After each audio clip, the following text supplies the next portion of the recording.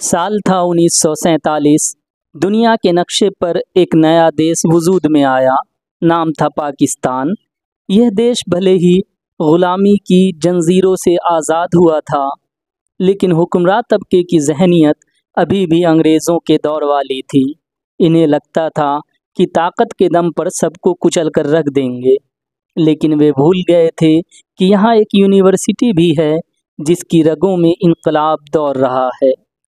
इस यूनिवर्सिटी के इनकलाबी तेवरों का ही नतीजा था कि यह नया नबेला देश बनने के महज 25 सालों के अंदर दो टुकड़ों में बट गया। यह दुनिया की वह यूनिवर्सिटी है जो तानाशाहों और जालिम निज़ाम के लिए डरावने सपने के मानिंद है। जब जब किसी इंसान ने ताकत के नशे में खुद को खुदा समझने की भूल की है, इस यूनिवर्सिटी से बगावत का एक तूफ़ान बुलंद हुआ है और तानाशाहों के छिपने के लिए ज़मीन भी कम पड़ गई है। वह यूनिवर्सिटी जो कायम हिंदुस्तान में हुई, लेकिन अब बांग्लादेश के ढाका में है और इसे ढाका यूनिवर्सिटी के नाम से जाना जाता है। आज हम बात करेंगे ढाका यूनिवर्सिटी के इनकलाबी तेवर की। इसके अलावा और भी बहुत सी काम की जानकारी मुहैया कराएंगे।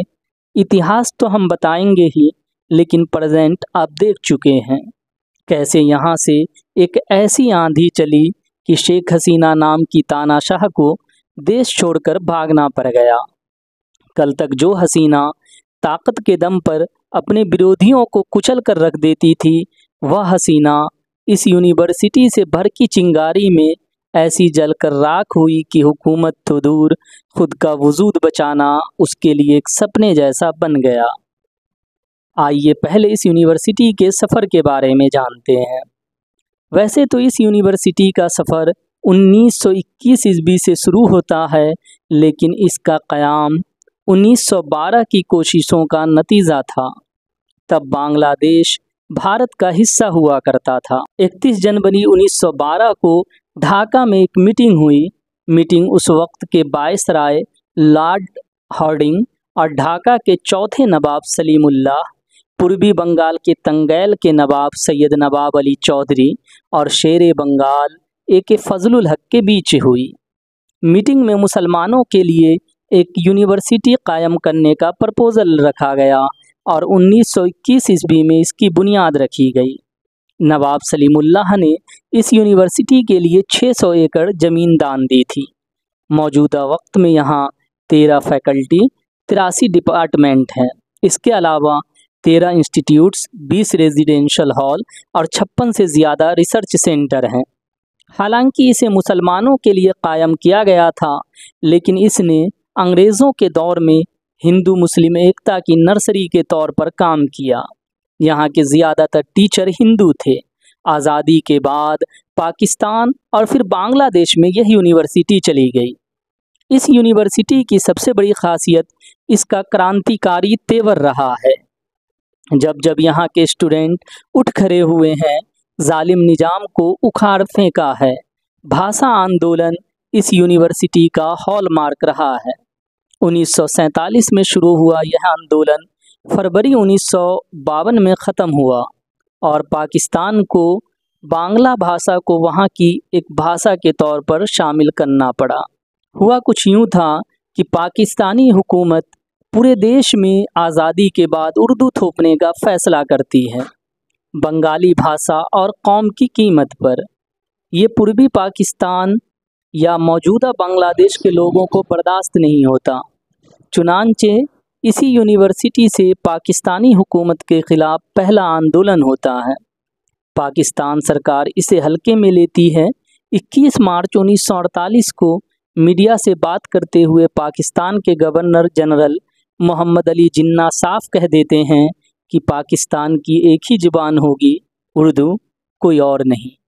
यह मौका ढाका यूनिवर्सिटी में हुए एक प्रोग्राम का था। यूनिवर्सिटी के स्टूडेंट जिन्ना के सामने ही प्रोटेस्ट करने लगते हैं। यह आंदोलन पूरे पूर्वी पाकिस्तान में फैल जाता है और 1954 के चुनाव में बंगाल विरोधी सरकार को सत्ता से हाथ धोना पड़ता है। यहीं से बांग्लादेश के राष्ट्रवाद की भावना पैदा होती है।